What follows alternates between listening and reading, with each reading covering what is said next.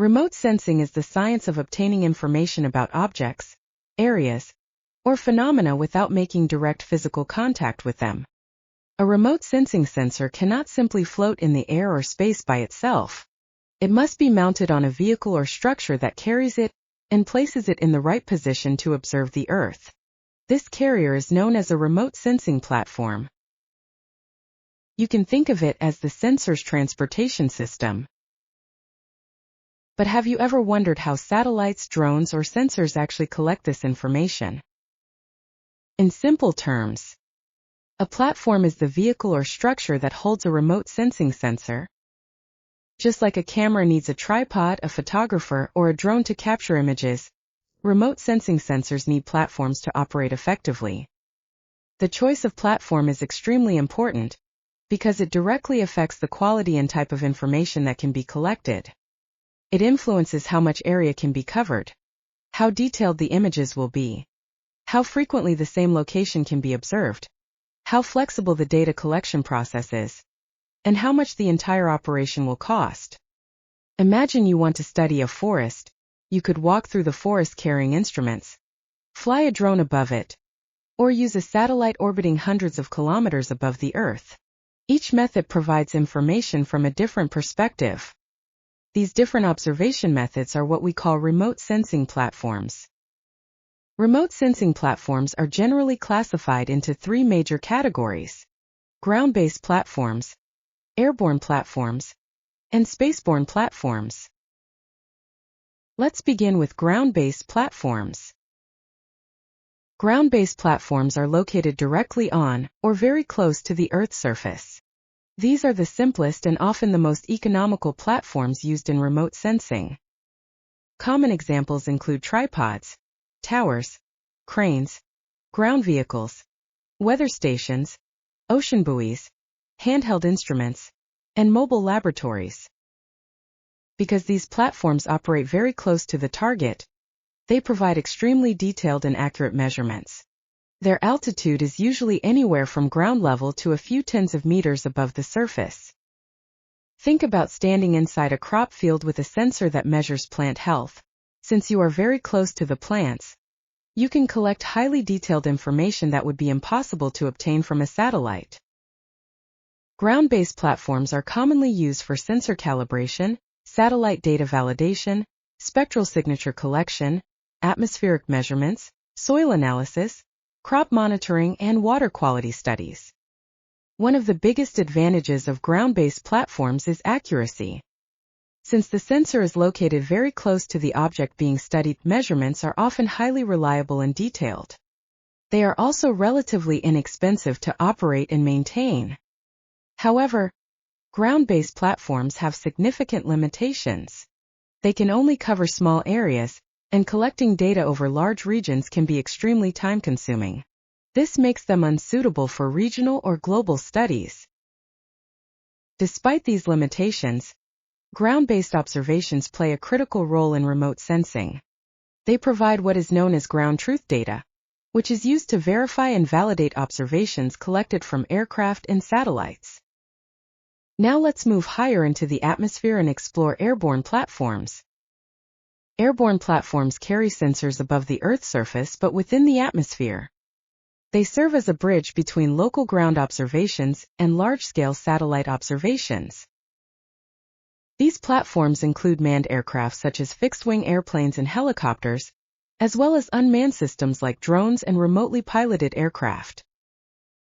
Other specialized airborne platforms include balloons, airships, and high-altitude pseudosatellites. Airborne platforms typically operate at altitudes ranging from a few hundred meters to several kilometers above the Earth's surface. Because they fly much closer to the ground than satellites, airborne platforms can capture extremely high-resolution imagery and detailed measurements. Modern airborne sensors may include digital cameras, multispectral sensors, hyperspectral sensors, thermal cameras, LiDAR systems, and even radar instruments. Airborne remote sensing is widely used in precision agriculture, disaster assessment, urban planning, forest inventory, infrastructure inspection, archaeological investigations, and environmental monitoring. For example, after a flood, A drone can quickly survey affected areas and capture highly detailed images that help emergency teams assess damage and plan rescue operations. One major advantage of airborne platforms is flexibility. Unlike satellites, aircraft and drones can be deployed whenever needed and can focus on specific areas of interest.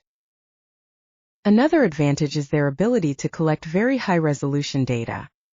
Drones can often capture details measured in centimeters rather than meters. However, airborne platforms also have limitations.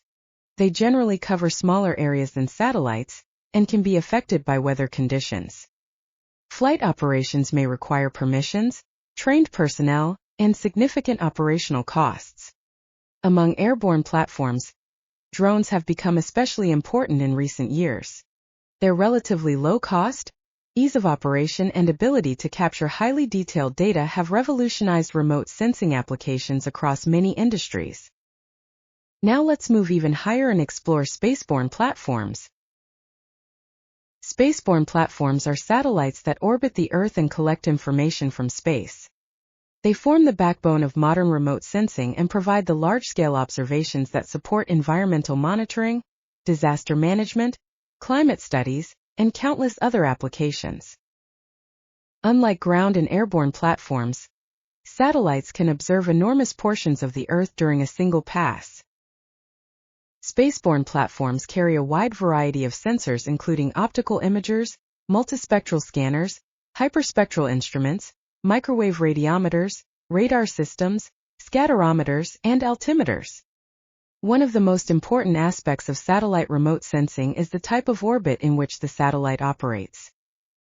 Spaceborne remote sensing supports an enormous range of applications including land use mapping, agriculture, weather forecasting, oceanography, climate monitoring, disaster management, military reconnaissance, environmental studies, and resource exploration. One of the greatest advantages of satellites is their ability to provide global coverage. They can repeatedly observe vast regions of the Earth and build long-term data archives spanning decades. This makes them extremely valuable for studying environmental change over time. Scientists use satellite imagery to monitor deforestation, glacier retreat, urban expansion, crop conditions, droughts, floods, wildfires, and climate change. However, satellites also have limitations. Optical satellites can also be affected by cloud cover, haze, and atmospheric conditions. Additionally, satellites are expensive to design, build, launch, and maintain. Although some commercial satellites provide extremely detailed imagery, many satellite systems still have lower spatial resolution than drones or aircraft. Once a satellite is launched into orbit, repairs are often difficult or impossible. Now that we understand the three major platform types, let's compare them. Ground-based platforms provide the highest detail and accuracy, but cover very small areas. Airborne platforms provide extremely high-resolution observations with excellent flexibility, but cover moderate areas. Spaceborne platforms provide massive coverage and repeated observations, but often at lower detail compared to airborne systems. In general, the higher a sensor is located above the Earth, the larger the area it can observe. However, as coverage increases, detail often decreases. This leads to one of the most important principles in remote sensing: the resolution versus coverage trade-off. In simple terms, higher altitude usually means larger coverage but lower detail, while lower altitude usually means smaller coverage but higher detail. This trade-off influences nearly every platform selection decision. So how do scientists choose the right platform? The answer depends on several factors, including the required spatial resolution, revisit frequency, area of interest, budget, weather conditions, application requirements, and accessibility of the study area. No single platform is best for every situation. Instead, each platform serves a specific purpose. To understand this, imagine a major flood affecting a large region. A satellite may first identify the overall flood extent across hundreds of kilometers. Next, drones can be deployed to capture detailed imagery of specific communities and damaged infrastructure. Finally, ground teams can collect measurements and validate observations. Together, these platforms create a complete and highly accurate picture of the disaster. This illustrates an important idea. Remote sensing platforms do not compete with one another. They complement one another. Modern Earth observation increasingly relies on integrating data from multiple platforms to improve accuracy and decision-making. Today, remote sensing technology continues to evolve rapidly. New innovations include CubeSats, nanosatellites, satellite constellations, autonomous drones, drone swarms, high-altitude solar aircraft, and autonomous marine platforms.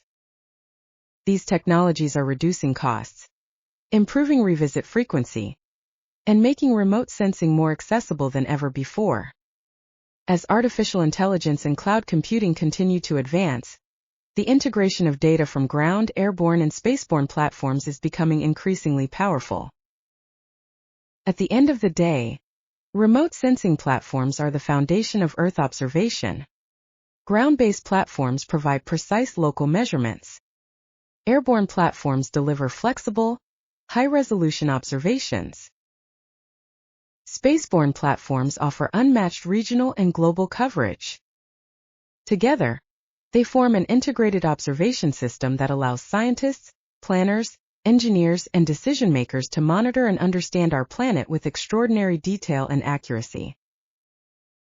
Understanding these platforms is essential, because the platform determines what can be observed, how often it can be observed, how much area can be covered, and how detailed the information will be. And in remote sensing, that changes the entire picture.